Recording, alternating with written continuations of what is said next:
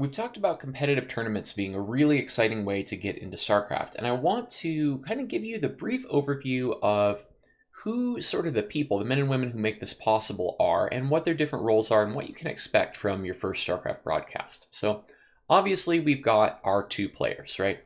They're going to duke it out. They're going to find out who is the better StarCraft player on that day between the two of them. The next, and I think most important person, really underappreciated in the StarCraft community, are the observers. This is what is effectively your cameraman. We talked before about that mini map, that kind of that viewport that moves around. And the observer is your person who is controlling where that is jumping around to. The pro players, the ones who are actually fighting each other in the game, they're going to be bouncing around like crazy, looking at all these different things, and oftentimes they're not even going to watch the outcome of a given attack or a given ability's animation. They're just going to queue it up and then go look at the next thing, because that gives them an edge in the game. If they can do things really rapidly, that's going to allow them over time to overcome their opponent. But it's not very fun to watch. It can be really jarring, unless you're a very high level player yourself, to be bouncing all around like crazy. Instead, we prefer to have this smooth transition of watching units move across the map or watching them fight. We want the satisfaction of seeing the animation, seeing all the cool explosions and effects and stuff that happens within the game. The observer is basically like our camera person in any other sport that we would watch, who is going to kind of pan that camera around and find us the exciting shots, right? We don't just want to look at someone's base and see their workers mining resources back and forth forever. That's kind of boring, right? We want to see the battles, right? So they're going to find those spots on the map that are most exciting. In addition to this, we're going to have a commentary team. This works in the exact same way as any traditional sports broadcast that you've ever seen. In fact, just like in traditional sports, where the commentators oftentimes are former professional players who know just a ton about the game, exact same thing in StarCraft.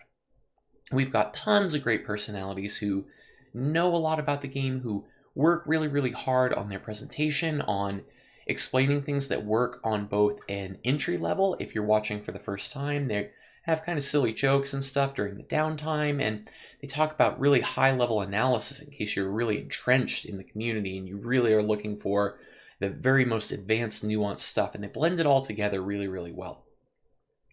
In addition to that commentary team, at larger events, there'll be an analysis desk, and this is something that we see in traditional sports as well. This will be a larger panel, usually of the same type of people who would be doing commentary. They just might not be commentating that day, and they're going to break down important moments in the game. They'll have, maybe some pictures or some instant replays. They might be drawing on the screen and highlighting and saying, I think this push is when this player lost the game. And they'll really be digging into the nitty-gritty of the crucial moments within the game. Lastly, we have a host or a translator, and their job is to interact with the players. Well, Garrett, why do we need a translator? Interesting cultural bit here. A lot of professional gamers are from South Korea. It's a little bit outside the scope of this video, but it's enough to know that oftentimes having a host who can speak both English and Korean and fluidly flip between the two is really useful for getting a professional player's thoughts. So you can expect almost all of these roles to be filled anytime you watch a broadcast, and really kind of leverage what each of them is bringing to the table for you as a viewer, because it really does go a long way towards making the broadcast more enjoyable.